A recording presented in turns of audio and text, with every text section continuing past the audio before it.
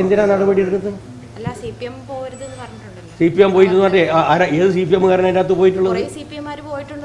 നിങ്ങൾ പറയുന്നതല്ല. ഒരൊറ്റ CPM പ്രസംഗം കേൾക്കാൻ, ആരുടെ പ്രസംഗം കേൾക്കാനാണ് പോകാത്തത്? ഞാനുണ്ടെങ്കിൽ ഞാൻ പോയി കേൾക്കൂല പ്രസംഗം. മദനീൻ്റെ പ്രസംഗം ഞാൻ പോയി കേട്ടിട്ടുണ്ട്. അറിയോ നിങ്ങൾ? മദനീൻ്റെ പ്രസംഗം മുമ്പിൽ ഇരുന്നിട്ട് ഞാൻ കേട്ടിട്ടുണ്ട്.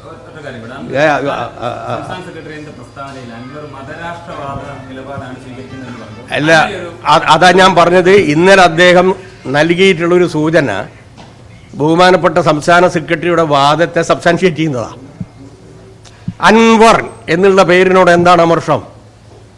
5 നേരവും നിസ്കരിക്കുന്ന സ്വബയും ലോഹറും അസറും മഹരും വേഷാവും നിസ്കരിക്കുന്ന എന്നോട് എന്തിനാണ് വെറുപ്പ്? എന്തിനാണ് ഈ വിഷം കുത്തിവെക്കുന്നത്? എന്താണ് ഉദ്ദേശം? ഇത് കേരളത്തിലെ ജനതയ്ക്ക് അറിയില്ല എന്നാണോ നിങ്ങൾ മനസ്സിലാക്കുന്നത്? ഏത്? അല്ല, നേരത്തെ ഞങ്ങൾ പറഞ്ഞിട്ടൊരു ഗൂഢാലോചന ഉണ്ട് എന്നുള്ളത്. അത് ബഹുമാനപ്പെട്ട കേരളത്തിൻ്റെ മുഖ്യമന്ത്രിക്ക് 2 തലത്തിലുള്ള ഇമേജ് ഉണ്ടായിരുന്നു. ഒന്ന് zero tolerance on corruption, 2 communal ശക്തികൾക്കെതിരായിട്ടുള്ള ശക്തമായിട്ടുള്ള നീക്കം. അതിൻ്റെ ഭാഗമായിട്ടാണ് സുഹൃത്തെ 2 കോടി രൂപ തലക്ക് പറഞ്ഞേ. വെറുതെ പറഞ്ഞല്ല, പിണ്ണാക്കിൻ്റെ വിലയല്ല. പറഞ്ഞ മനസ്സിലായ? 2 കോടി. ഇവർക്ക് ആർക്കെങ്കിലും അങ്ങനെ ഒരു അനുഭവം ഉണ്ടായിട്ടുണ്ടോ?